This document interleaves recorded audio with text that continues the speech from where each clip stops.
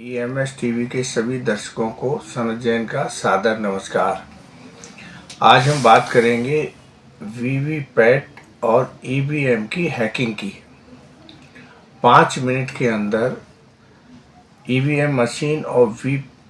VPT machine को hack करके लोगों ने बता दिया और इसका वीडियो सोशल मीडिया में वायरल हो रहा है।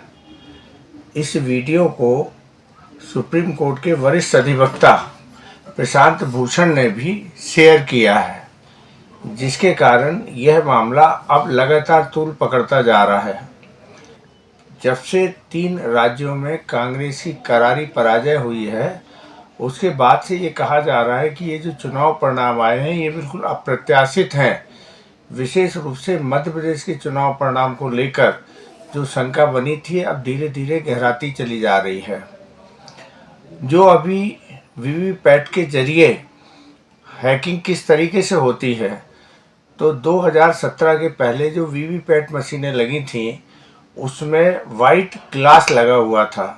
और वाइट ग्लास में जब हम ईवीएम मशीन में वोट डालते थे उस समय वहाँ पर हमको दिख जाता था कि हमारी पर्ची में क्या प्रिंट हुआ है और वो पर्ची कट जाती थी। लेकिन 2017 के बाद से जो वीवीपैट मशीन काम में लाई जा रही हैं उसमें काला कांच लगाया गया है और उस काले कांच के अंदर सारी हैकिंग की जो गड़बड़ियां हैं वो छुप रही हैं। जिसने हैक किया है उसने करके प्रयोग के रूप में दिखाया, वो वीडियो में सामने दिख भी रहा है कि जब हम ईवीएम मशीन में अपनी वोट कास्ट करते हैं तो उस समय वो 1 मिनट के लिए अपनी रोशनी जलाता है, कुछ सेकंड के लिए, और उसमें दिखता है कि हमने काहे पे वो किया है, और उसके बाद फिर वो लाइट बंद हो जाती है और वो ग्लास कांच काला रहता है। फिर उसमें से पर्ची प्रिंट नहीं होती है और ना कट के वो गिरती है, वो पर्ची बनी रहती है। और उसके बाद जो नेक्स्ट आता है तो जब तक वो बदलता नहीं है तब तक वो पुराने वाले परिणाम, या जैसे वो जो हैकिंग में कर रखा था, तो हैकिंग में उन्होंने केला को एक सिंबल बनाया था और दूसरा सिंबल बनाया था एप्पल को। तो केला और एप्पल में भी यदि हमने बटन दबाई लेकिन वोट केवल केला को जा रही थी और वो करते हुए उन्होंने दिखाया है। ईवीएम का मामला सुप्रीम कोर्ट में तो है ही है, अब यह मामला चुनाव आयोग के पाले में भी चला गया है। चुनाव आयोग हमेशा यह कह देता है कि ना तो हम मशीन देंगे ना वीवीपैट देंगे और आप दूर से मशीन को हैक करके बताइए, जो बिल्कुल काल्पनिक है और हास्यास्पद भी है। जब तक प्रोग्राम करने की व्यक्ति को छूट नहीं दी जाएगी तब तक वो हैकिंग का ये मामला उजागर नहीं कर पाएगा। तो वीवीपैट की मशीन में जो प्रोग्रामिंग की जाती है तो उनका कहना यह है, जिसने हैक करके मशीन बताई है, कि करीब 15 दिन पहले जब कैंडिडेट के नाम और उसका सिंबल दर्ज करने के लिए प्रोग्रामिंग की जाती है उस समय ये सारी गड़बड़ी होती है। उसने ईवीएम हैक करते समय यह भी बताया कि चुनाव का कार्यक्रम तय होता है, चुनाव में मॉक पोल के लिए 100 वोटों तक कैसे वो मशीन जैसे परिणाम होते वैसे देती है और उसके बाद प्रोग्रामिंग के जरिए उसमें बदलाव शुरू हो जाता है और यह बदलाव इच्छानुसार जो है, जो भी ईवीएम को हैक कर रहा है उसने जो प्रोग्राम लिखा हुआ है उसके अनुसार उसके परिणाम पाए जा सकते हैं और ये उसने करके दिखाया। दिल्ली विधानसभा में भी पिछले साल करके दिखाया गया था, लेकिन उसे चुनाव आयोग ने नहीं माना और उसके बाद चुनाव आयोग ने ये कहा था कि कोई भी आदमी आए, एक तारीख रखी थी, और वो हमारी ईवीएम को दूर से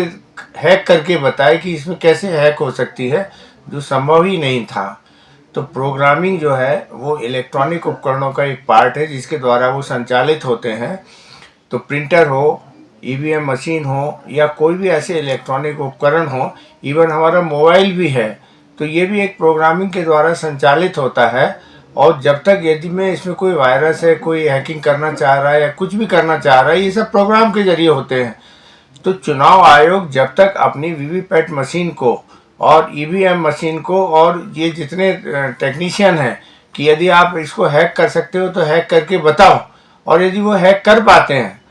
तो चुनाव आयोग की बात को सही माना जा सकता है। अदरवाइज यही कहा जा सकता है कि कोई ना कोई दबाव में चुनाव आयोग काम कर रहा है और निष्पक्ष चुनाव को लेकर चुनाव आयोग की शायद कोई रुचि नहीं है।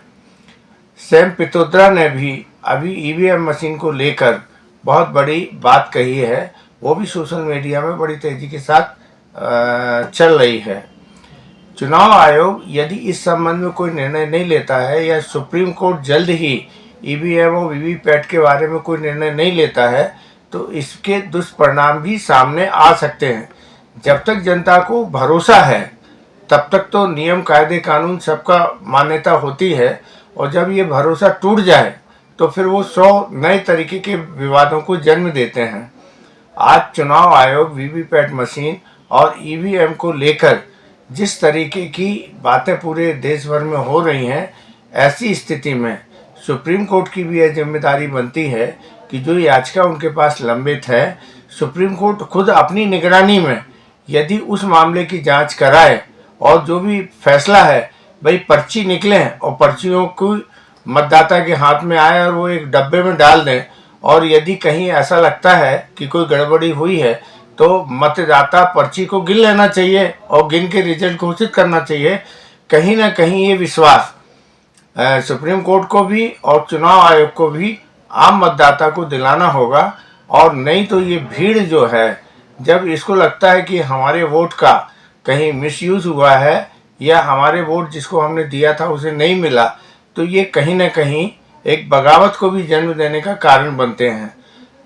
आशा है कि जब इतने बड़ी संख्या में लोग और बुद्धिजीवी वर्ग और टेक्निकरेट जो कह रहे हैं कि ईवीएम मशीन हैक होना बहुत सामान्य सी बात है, कोई बड़ी भारी बात नहीं है, और जो वीडियो वायरल हो रहा है उसने 5 मिनट में करके बता दिया, क्योंकि जिसे भी प्रोग्राम की जानकारी होगी वो अपना प्रोग्राम बना के ले जाएगा और उस वीवीपैट मशीन में डाल देगा और तुरंत हैकिंग हो जाएगी। तो ये बात जो उजागर हुई है, तो निश्चित रूप से चुनाव आयोग और सुप्रीम कोर्ट के ऊपर भी इसकी जिम्मेदारी बढ़ गई है कि वह सच को सच और झूठ को झूठ कहने का साहस दिखाए। और यदि लोगों को इस पर विश्वास नहीं है तो कम से कम पर्ची गिनवाने की और पर्ची निकालने की व्यवस्था ये सुनिश्चित होनी चाहिए। कोई ना कोई बीच का रास्ता निकलना चाहिए। धन्यवाद।